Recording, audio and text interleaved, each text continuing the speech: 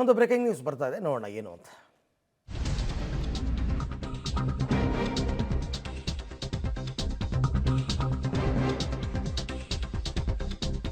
Okay, Rajiv Gandhi ವಸತಿ ನಿಗಮದಿಂದ ನಿವೇಶನ ನೀಡುವಲ್ಲಿ ವಿಳಂಬ ಆಗ್ತಾ ಇದೆ.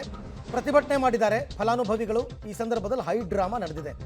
ಪೊಲೀಸರು ಹಾಗೂ ಅರ್ಜಿದಾರರ ನಡುವೆ ವಾಗ್ವಾದ ಜೋರಾಗಿದೆ. ರಾಜೀವ್ ಗಾಂಧಿ ವಸತಿ ನಿಗಮದ ಕಚೇರಿಗೆ ನುಗ್ಗಿದ್ದಾರೆ ಅರ್ಜಿದಾರರು. ಹಣ ಕೊಟ್ಟು ಮನೆ ಸಿಗದಿದ್ದಕ್ಕೆ ಅರ್ಜಿದಾರರು ಕೆಂಡಾಮಂಡಲರಾಗಿದ್ದಾರೆ. ಅಧಿಕಾರಿಗಳೇ ಬರಬೇಕು ಅಂತ ಬಿಗಿಪಟ್ಟನ್ನ ಹಿಡಿದು ಕೂತಿದ್ದಾರೆ.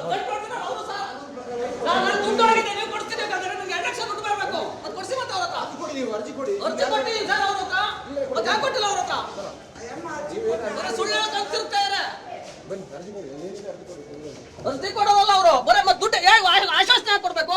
ಆಗೋದ್ಮೇಲೆ ಆಶ್ವಾಸನೆ ಕೊಡೋಕೋಬಾರ್ದು. ಮನೆಗೆ ಹೋಗೋಣ, ಈಗ ಸಿಎಂ ಆಫೀಸ್ ಹತ್ರ ಹೋಗೋಣ, ಇಲ್ಲ ಎಲ್ಲರೂ ಹೋಗೋಣ ಅಷ್ಟೇ. ಕೇಳಿ ಆಗ್ಲಿಲ್ಲ ಅಂದ್ರೆ ಏನ್ ಜನಸ್ನೇಹಿ ಪೊಲೀಸ್ ಅಂತ ಎಲ್ಲ ಹೇಳ್ತಾರೆ. ಜನಸ್ನೇಹಿ ಪೊಲೀಸ್ ಮತ್ತೆ ಏನಾಗ್ತೈತೆ? ಪೊಲೀಸ್ಗೆ ಏನು ಹೇಳ್ಬೇಡಿ. ಅಲ್ಲ ಸರ್, ನಿಮಗೆ ನಾವು ಅವಕಾಶ ಕೊಟ್ಟವಲ್ಲ ಸರ್.